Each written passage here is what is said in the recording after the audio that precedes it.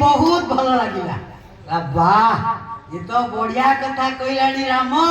गोटे झुड़ी नब आ गोटे खणित्री नब एया को नहीं आ मुनि वस्त्र धारण करी जंगल को जीव आ जंगल रे कुड़िया तैयारी करिवो घर तैयारी करिवो झुड़ी आ कोड़ी यही दीटा नहीं जीव। बढ़िया कथा कहला।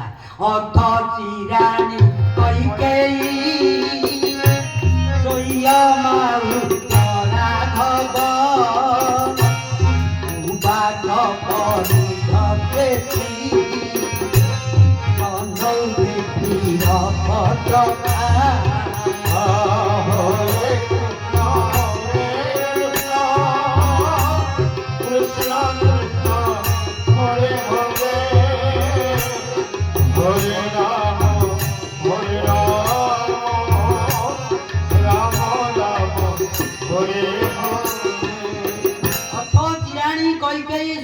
आवृत्य राघवम उवाच परिधोषति जनौधे निरपत्रपा। हजार हजार लोक जन समुद्र तांको आक्षेप सेमाने सब जल जल करी चाहिछंती।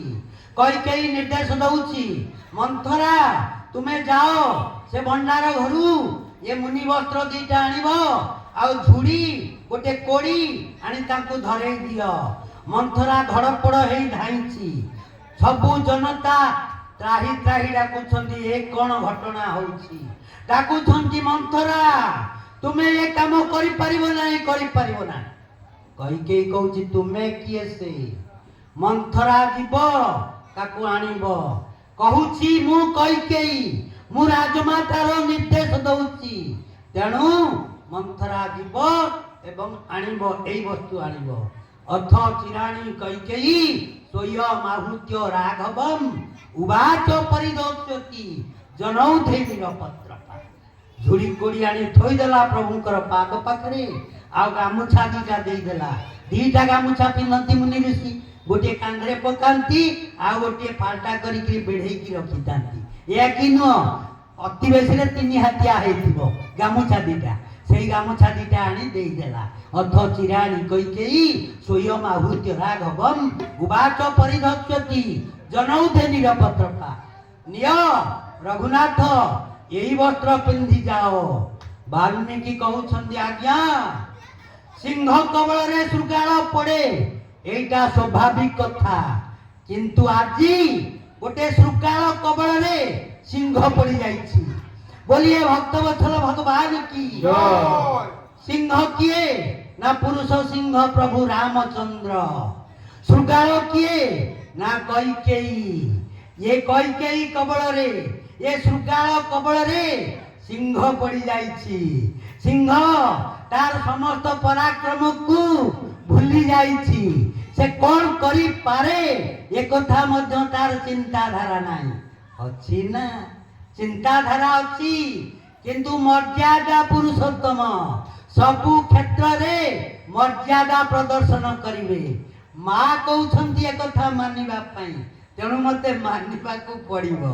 हौलो माँ तू दे ये गामुछा दीटा पाट वस्त्र पिंधिछंती ताको हाथे रे धरिछंती प्रभु राम। कैकेयी कहउछंती आउ डेरी काई की ये अंगवास परिवर्तन कर ये पाट वस्त्र परित्याग कर मुनि वस्त्र परिधान करी झुड़ी कोड़ी नहीं जंगल को जाओ। बोलिए भक्तवत्सल भगवान की आज्ञा। कैकेयी माँ कैकेयींकर निर्देश मानी प्रभु उद्यम करुछंती अंगवास परिवर्तन करिबा पई। दुईटी घटना आज्ञा चिंता करंतु। बापा माने जोठी नहीं सेठी अंगवास परिवर्तन कर देई पारिबे या कि नहीं जे कोनोसी स्थान रे किंतु माँ माने जदि अंगवास परिवर्तन करिबा पई चाहिबे ताले विराट जनसमुद्र भितरे कौनसी माँ केबे अंगवास परिवर्तन करि पारिबे कि। अंगवास परिवर्तन करिबा पई माँ को गोटे निवृत्त कोठरी मध्य को जिबा को पड़िबो ए कि नहीं। प्रभु राम आ सान ठाकुर लक्ष्मण सेठी अंगवास परिवर्तन कले।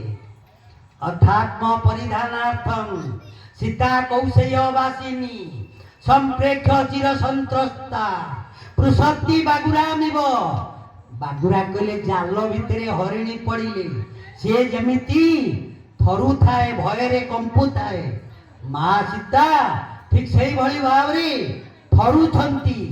କାହିଁକି ନା ମତେ ଦେଇଛନ୍ତି ଅଙ୍ଗବାସ ପରିବର୍ତ୍ତନ କରିବା ପାଇଁ।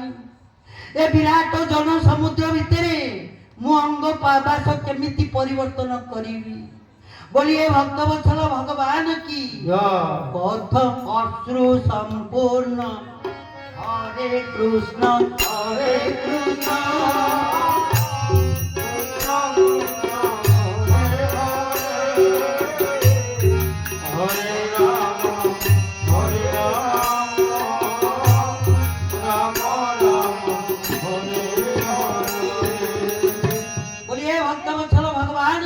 ଆଜ୍ଞା ମା ସେ ଅଙ୍ଗବାସ ଦିଟା ଧରିଛନ୍ତି, ଗୋଟେ ହାତରେ ଧରିଛନ୍ତି, ଗୋଟେ କାନ୍ଧରେ ପକେଇଛନ୍ତି।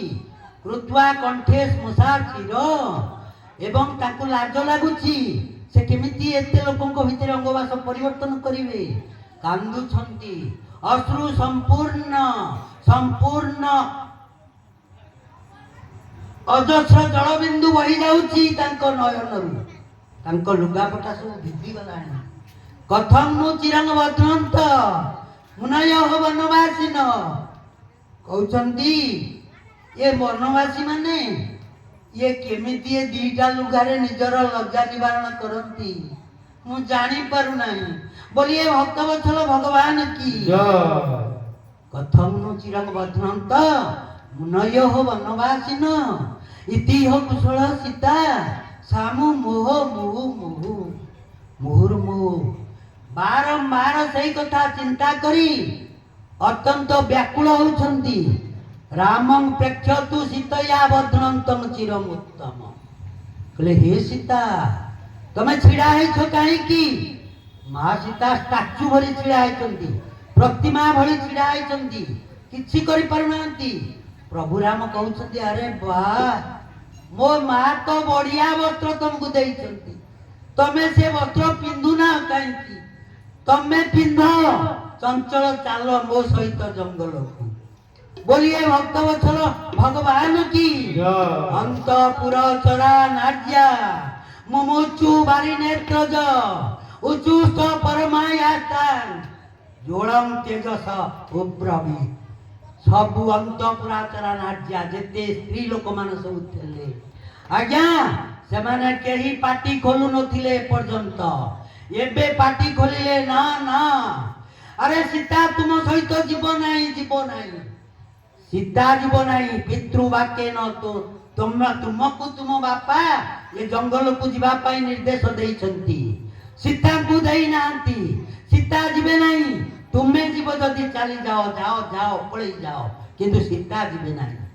ସୀତାଙ୍କୁ ପଚାରିଲେ ରାମ, ये माँ माने सब अली करुछंती नाही तुमे जीव नाही, तमे जीव कि नाही कुह? समय डेरी होउची, मु पळेई जीवी जंगल को, मु आउ रहिबी नाही।